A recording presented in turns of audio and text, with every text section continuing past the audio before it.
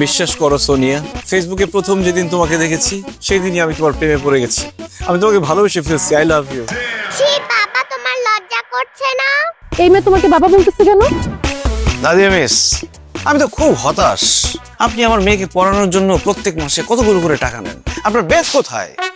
বেদ ছাড়া কি পড়ানো সম্ভব? স্যার আমাকে বাঁচান। তুই বাচ্চা মেয়েটাকে কিডন্যাপ করে নিয়ে যাচ্ছিস? স্যার বিশ্বাস করে না, আমি ওকে কিডন্যাপ করতে যাবো কেন? ও আমার মেয়ে। না না স্যার, আমি ওনার মেয়ে না।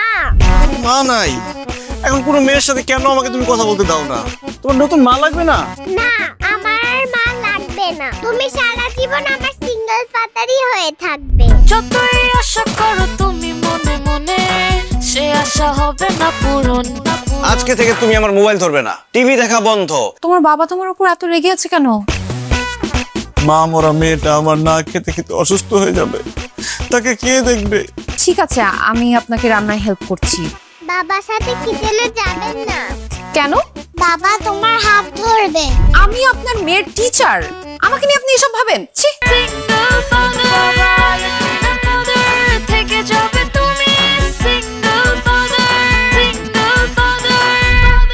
সারাক্ষণ কিন্তু তোমার মেয়ে আশা আর আশার বাবার কথা বলে। আশার বাবার প্রতি ওর দরদটা একটু বেশি মনে হচ্ছে না?